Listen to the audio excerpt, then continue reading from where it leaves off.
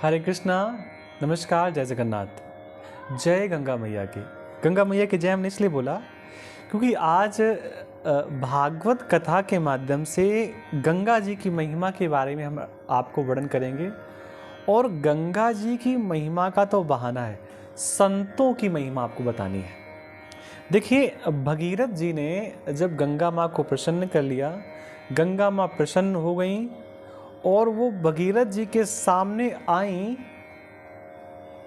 तो माँ गंगा ने भगीरथ जी से एक बात कही। कई बातें कही, लेकिन छोटी सी बात हम आपको सुनाते हैं। किम चाहम ना भुवम यासे नरा मैया मृजंतघम मृजामि तदघ्रम कुत्र राजस्तत्र विचिंताम। गंगा मैया ने कहा, मैं पृथ्वी पर नहीं आना चाहती, मैं पृथ्वी पर आना ही नहीं चाहती।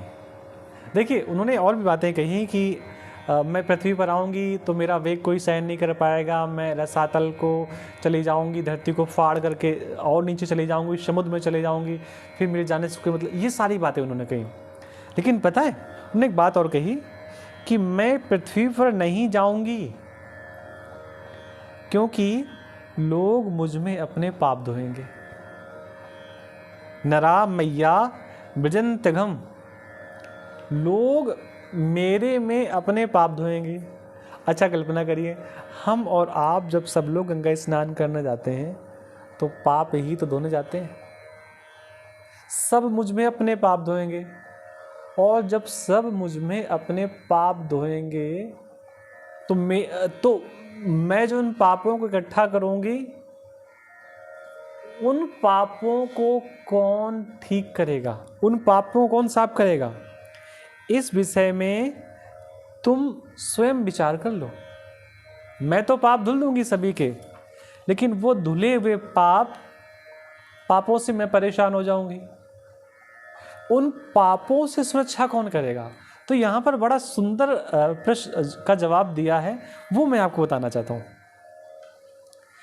भगीरथ जी कहते हैं, भगीरथ उवाचा साधवो न्यासिना शांता ब्रह्मिष्टा लोक पावना हरन्त घम तेंग संगात ते स्वास्ते हाग भीध्वरी।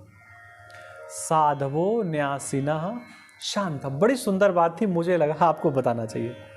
भगीरथ जी कहते हैं, माता, जिन्होंने लोक और परलोक, लोक और परलोक, ये लोक और दूसरा लोक, धन और संपत्ति, स्त्री पुत्र आदि की कामना का संन्यास कर लिया है।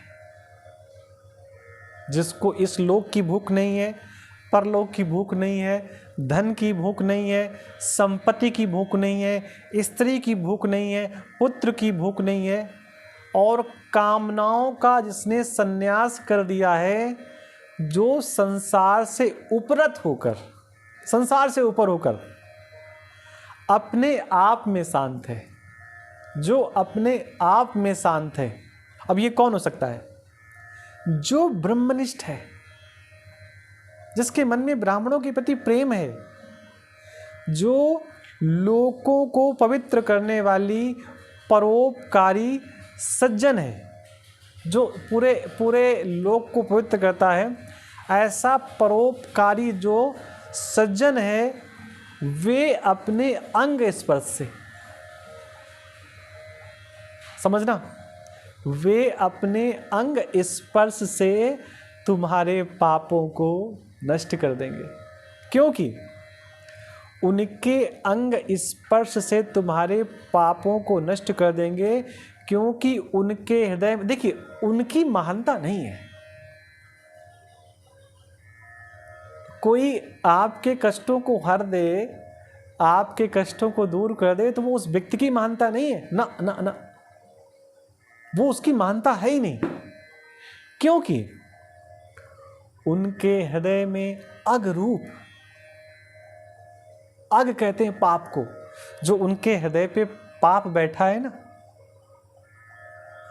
उस अघासुर को मारने वाले भगवान सर्वदा निवास करते हैं। जब गंगा ने कहा कि मैं अपवित्र हो जाऊंगी धरती के पाप धोते धोते, संत महात्माओं ने कहा देवी चिंता मत करो, हम तुम्हारे पापों को स्वीकार करेंगे, हम तुम्हारे अंदर जो लोग पाप धुलेंगे, उसके बाद जो पाप आप में इकट्ठे होंगे, उन पापों को अपने स्पर्श से हम नष्ट करने का प्रयास करेंगे। क्यों? क्योंकि उन संत महात्माओं के हृदय पर स्वयं हरि विराजमान है। अच्छा, एक बात और सुनिए, गंगा भी भगवान विष्णु की पत्नी ही थी पहले। किसी कारण से देवी भागवत कथा के माध्यम से कभी उसमें बात आएगी तो बताएंगे। गंगा को पृथ्वी पर आना पड़ा। गंगा माँ को श्राप मिला कि तुम्हें धरती पर जाना पड़ेगा। गंगा माँ ने भगवान से प्रार्थना की कि प्रभु मुझे कब तक धरती पर रहना पड़ेगा। तो भगवान ने कहा 5000 वर्ष जब कलयुग के बीत जाएंगे तब तक तुम धरती पर रहोगी, उसके बाद तुम हमारे पास आ जाओगी। थोड़ा सा गूगल करिएगा, धरती पर जो पहला बांध बना गंगा पे, वो लगभग कलयुग के 5000 वर्ष बीतने के बाद ही बांध बनाया गया। तो गंगा माँ को महात्माओं ने कहा मैं तुम्हारे पापों को हर लूंगा, क्योंकि मेरे हृदय पर हरि बैठा है और वो हरि आपके पापों को जरूर हर देगा। तब जब संत महात्माओं ने पूरी जिम्मेदारी ली, गारंटी ली, प्रॉमिस किया, संत महात्माओं ने कहा माँ आप आओ, हम आपका आदर करेंगे, तब गंगा माँ पृथ्वी पर आई। और जो जो गंगा में स्नान करता है उसका क्या क्या लाभ है वो कहने की आवश्यकता नहीं है। कथा मैंने आपको ये इसलिए प्रमुख रूप से सुनाई कि जो संत महात्मा गंगा को स्पर्श करके गंगा को पवित्र कर देते हैं, अगर ऐसे किसी सच्चे संत महात्मा का सानिध्य मिल जाए और उसकी कृपा भरी दृष्टि हमारे ऊपर बढ़ जाए, तो हमारे जीवन में कितना बड़ा परिवर्तन आएगा आप कल्पना करके देखिए। कमेंट बॉक्स में गंगा मैया जरूर लिखिए। जय श्री राम, जय।